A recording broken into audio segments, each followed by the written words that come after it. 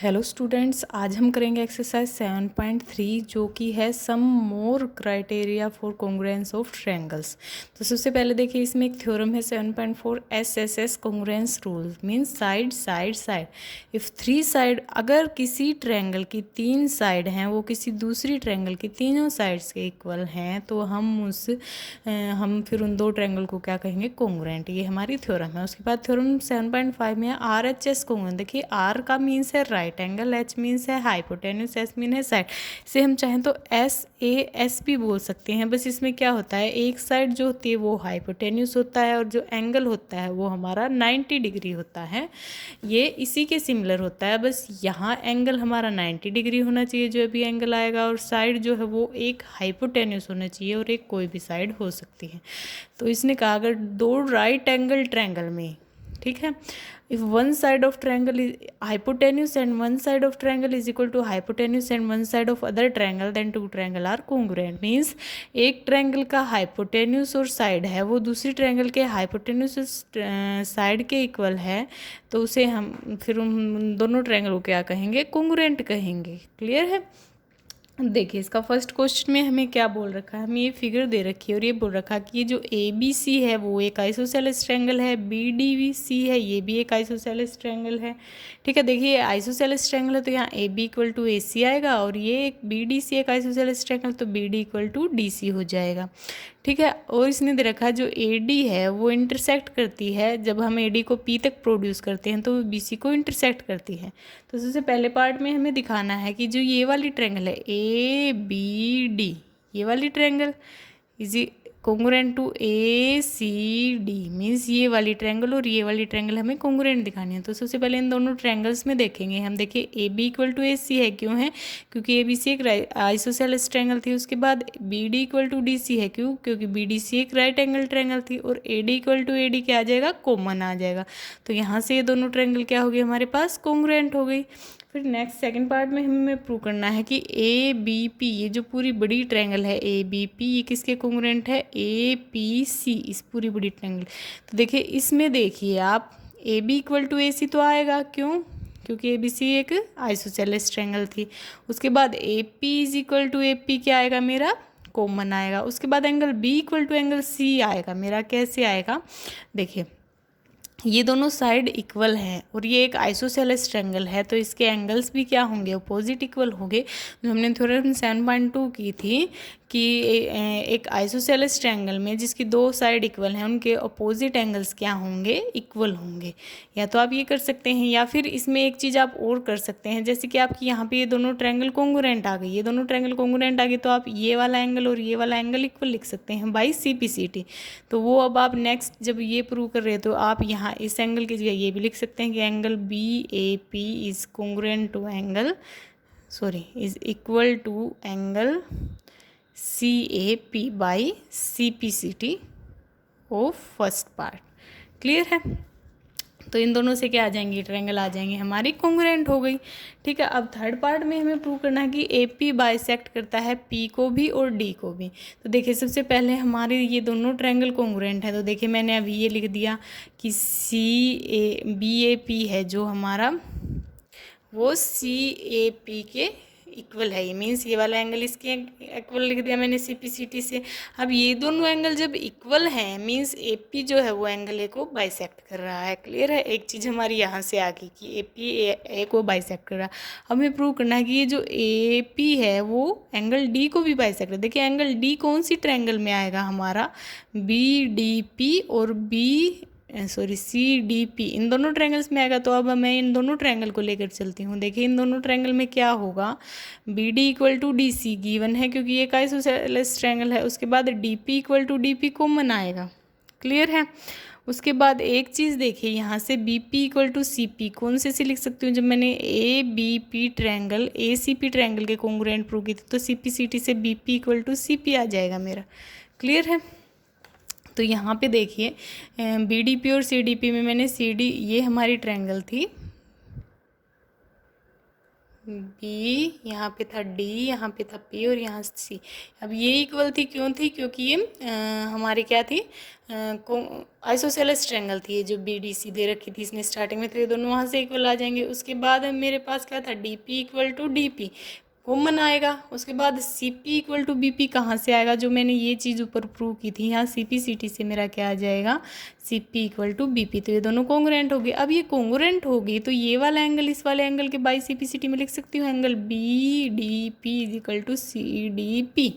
ये वाला मैं लिख सकती हूँ सी पी सी टी से। अब ये दोनों जब एंगल इक्वल हैं, मीन्स ये जो डी पी है ये एंगल डी को बाइसेक्ट करती है, और डी पी को मैंने जस्ट ऊपर प्रोड्यूस किया जहाँ ए है, तो मैं लिख सकती हूँ ए पी जो है वो डी को बाइसेक्ट करती है। उसके बाद फोर्थ पार्ट में क्या था, A P is perpendicular bisector of B C. अब मुझे प्रूव करना है कि जो ए पी हमारी लाइन है वो बी सी को क्या करती है, परपेंडिकुलर बाइसेक्टर करती है। ठीक है, अब देखिए मैंने यहाँ पे ये चीज़ प्रूव कर दी कि A B D P is congruent to C D P, ये चीज़ प्रूव कर दी। तो यहाँ से देखिए मैं क्या लिख सकती हूँ, C P equal to B P, C P C T से था मेरा, यहाँ भी लिखा था मैंने। ठीक है, या फिर ये यहाँ भी मैं लिख सकती हूँ बाय किससे था, ये C P C T of second part. ठीक है,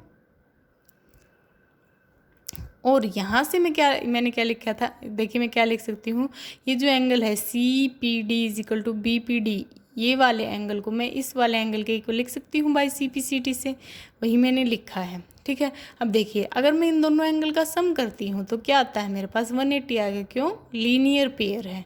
ठीक है, लीनियर पेयर है। अभी देखिए यहाँ से इन दोनों का सम मैंने लिख दिया 180 डिग्री है, लेकिन ये दोनों तो इक्वल हैं by C P C T, तो इसकी जगह भी मैं ये लिख सकती हूँ। तो यहाँ पे क्या आ जाएगा, B P D plus B P D is equal to 180 degree. तो यहाँ देखिए क्या आ गया, 2 of angle B P D is equal to 180 degree. तो यहाँ से बी पी डी क्या आ जाएगा, डिवाइड बाई 2। ठीक है, 180 बाई 2 क्या होता है, 90। अब देखिए ये एंगल 90 का आ गया और C P equal to B P आ गया। तो परपेंडिकुलर बाइसेक्टर में क्या होना चाहिए, हमारे पास एंगल 90 डिग्री का होना चाहिए, और बाइसेक्टर मीन्स हमें ये दोनों इक्वल होनी चाहिए। यही चीज़ हमारी आ गई। यहाँ देखिए बी था, यहाँ पी था, यहाँ सी था और यहाँ डी था। अब ये देखिए ये दोनों एंगल 90 डिग्री के आ गए, मीन्स ये परपेंडिकुलर है बी सी पे, और B P equal to C P है मेरे पास, मीन्स ये बाइसेक्ट करता है डी पी बी सी को। तो ये आ गया A P is perpendicular bisector of B C. First question complete हो गया है हमारा। उसके बाद सेकंड क्वेश्चन में देखिए हमें क्या दे रखा है। सेकंड क्वेश्चन में हमें दे रखा है A D is an altitude of isosceles triangle A B C in which A B is equal to A C. एक आइसोसेलेस ट्रायंगल हमें दे रखी है ए बी सी, जिसमें ए बी इक्वल टू ए सी है और ए डी क्या है, उसका एल्टीट्यूड है। तो हमें क्या प्रूव करना है, सबसे पहले प्रूव करना है ए डी बी सी को बाइसेक्ट करता है। देखिए अब परपेंडिकुलर बाइसेक्टर नहीं लेना है, ओनली बाइसेक्टर लेना है। तो बाइसेक्ट का means B D equal to D C prove करना है मुझे। क्लियर है? तो सबसे पहले मैं ये दोनों ट्रायंगल लेके चलूँगी ए बी डी और ए सी डी। देखिए इसमें क्या है, A B equal to A C given है हमें, ये वाला एंगल इस वाले एंगल के इक्वल आएगा। दोनों 90 के क्यों है, क्योंकि ए डी क्या है, एल्टीट्यूड है। एल्टीट्यूड क्या होता है, हमेशा 90 डिग्री का एंगल बनाता है। और A D equal to A D क्या आ जाएगा, कॉमन आ जाएगा। तो यहाँ से ये दोनों ट्रायंगल क्या होगी मेरी, कॉन्ग्रुएंट। अब ये दोनों कॉन्ग्रुएंट है तो B D equal to D C मैं लिख सकती हूँ by C P C T. अब ए डी एक एल्टीट्यूड है और B D equal to D C है, मीन्स ए डी बाइसेक्ट करता है बी सी को। अब सेकंड पार्ट में था ए डी बाइसेक्ट करता है एंगल ए को। देखिए यहाँ से ये दोनों ट्रायंगल कॉन्ग्रुएंट थी, तो यहाँ से मैं क्या लिख सकती हूँ, ये वाला जो एंगल है इसको मैं इसके इक्वल लिख सकती हूँ, means angle B A D is equal to angle C A D by C P C T. ठीक है, अब ये दोनों एंगल इक्वल हैं और ए डी एक एल्टीट्यूड है, तो यहाँ से क्या आ जाएगा, ए डी जो है वो बाइसेक्ट करता है एंगल ए को, A D bisects angle A. Clear है? उसके बाद थर्ड सम में हमें क्या दे रखा है कि 2 sides A B B C and median of one triangle. Means A B तो मुझे पी क्यू के इक्वल दे रखा है, बी सी जो है वो मुझे क्यू आर के इक्वल दे रखा है, और ए एम जो मीडियन है वो पी एन के इक्वल दे रखा है। ठीक है, यहाँ से क्या गया, ए एम और पी एन तो मीडियन है और ये वाली साइड्स हमें सारे इक्वल दे रखी है, मैंने लिख ली हैं। अब देखिए मुझे क्या प्रूव करना है, सबसे पहले मुझे प्रूव करना है कि ये वाली जो ट्रायंगल है ये इस वाली ट्रायंगल के कॉन्ग्रुएंट है, A B M P Q N के। तो उससे पहले देखिए ए बी सी ट्रायंगल में क्या है, मेरे पास ए एम जो है मीडियन है बी सी पे। अब मीडियन जो होता है वो साइड को 2 बराबर हिस्सों में डिवाइड करता है। ठीक है, ऐसे ही मीडियन को हम परपेंडिकुलर बाइसेक्टर भी बोल सकते हैं, क्योंकि वो परपेंडिकुलर होता है और उसको बाइसेक्टर, लेकिन यहाँ पे परपेंडिकुलर नहीं होता मीडियन। ठीक है। मीडियन यहाँ पे जो होता है हमारा 90 डिग्री का एंगल कभी भी नहीं बनाता है। जो मीडियन होता है, एल्टीट्यूड जो होता है वो 90 डिग्री का एंगल बनाता है। ठीक है। तो यहाँ से देखिए ट्रायंगल ABC में हमारे पास क्या हो जाएगा, AM जो है एक मीडियन है, AM मीडियन है, तो यहाँ से BM इक्वल टू MC को मैं क्या लिख सकती हूँ, BC का हाफ लिख सकती हूँ मैं। ठीक है। इसी तरह से PQR में क्या हो जाएगा, PN एक मीडियन है, तो यहाँ से क्या आ जाएगा, QN इक्वल टू NR को मैं क्या लिख सकती हूँ, हाफ ऑफ QR लिख सकती हूँ। ये देखिए ये आ गया मेरे पास, ये दोनों चीज़ें आ गई। अब इन दोनों ट्रायंगल में देखिए PQN और ABM में, इन दोनों ट्रायंगल में आप देखेंगे AB equal to PQ given है, AM इक्वल टू PN भी गिवन है। क्लियर है, दोनों चीज़ें मुझे गिवन थी। और QN is equal to BN कहाँ से आ गया मेरा, यहाँ से, क्योंकि BC इक्वल टू QR था मेरे पास, तो हाफ ऑफ BC भी हाफ ऑफ QR के इक्वल हो जाएगा, और हाफ ऑफ BC किसके इक्वल है, BM और QN के इक्वल है। तो ये आ गया BM इक्वल टू QN आ गया यहाँ से। तो यहाँ से दोनों ट्रायंगल क्या होगी मेरे, कोंग्रुएंट होगी SSS रूल से। अब नेक्स्ट में मुझे ये पूरी ट्रायंगल ABC है वो पूरी ट्रायंगल PQR के इक्वल प्रूव करनी है। देखिए सबसे पहले देखिए इसमें मुझे क्या क्या दे रखा था, BC इक्वल टू QR दे रखा था, AB इक्वल टू PQ दे रखा था, ये दो चीज़ें तो यहाँ से आ गई।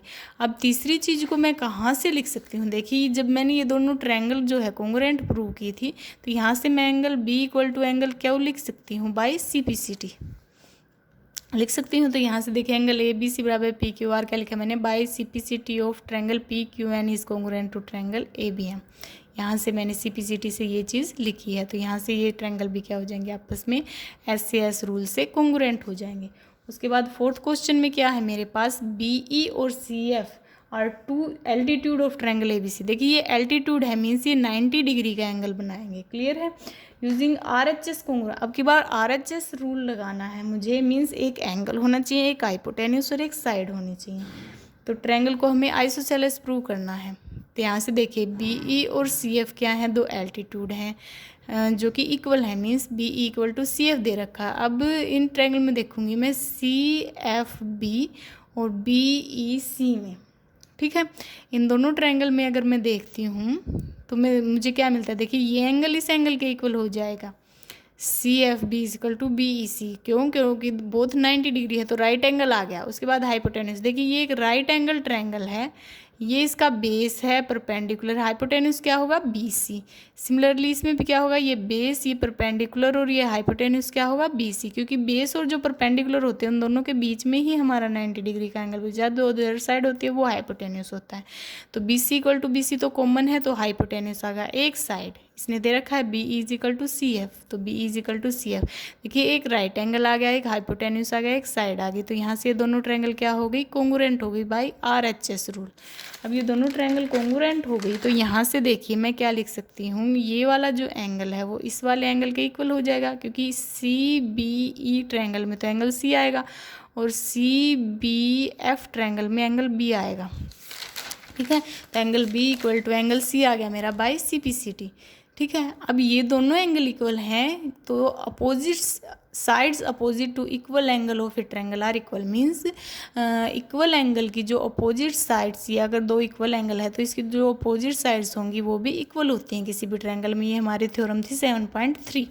ठीक है, तो यहाँ से AB इक्वल टू AC आ गया। अब AB इक्वल टू AC आ गया तो यहाँ से क्या आ गया मेरा, ABC is an isosceles triangle. Clear है। उसके बाद फिफ्थ सम में हमें क्या दे रखा है कि ABC एक आइसोसेलेस ट्रायंगल है जिसमें AB इक्वल टू AC है। अब इसने AP को परपेंडिकुलर ड्रॉ कर दिया BC पे, परपेंडिकुलर है मीन्स ये एंगल क्या होंगे, 90 डिग्री के होंगे। अब मुझे क्या शो करना है कि angle B equal to angle C होगा। ठीक है, तो सबसे पहले देखिए एक आइसोसेलेस ट्रायंगल है, तो इस वाली ट्रायंगल में और इस वाली ट्रायंगल में अगर मैं देखूँ तो देखिए AB इक्वल टू AC है मेरे पास, गिवन है। उसके बाद angle APB is equal to APC, both 90 degree, और AP क्या है, कॉमन है। तो यहाँ से देखिए RHS वही राइट एंगल है, हाइपोटेन्यूस है, AB और AC हाइपोटेन्यूस हो जाएंगे और AP एक साइड हो जाएगी। तो RHS रूल से क्या हो जाएगा, triangle ABP is equal congruent to ACP। अब ये दोनों कोंग्रुएंट है तो यहाँ से angle B equal to angle C आ जाएगा मेरा CPCT से। तो अब आप एक्सरसाइज 7.3 कंप्लीट हुई। आई होप आपको ये वीडियो अच्छा लगा हो। अगर आपको ये वीडियो अच्छा लगा तो इसे लाइक, शेयर और सब्सक्राइब ज़रूर कीजिएगा। Thank you.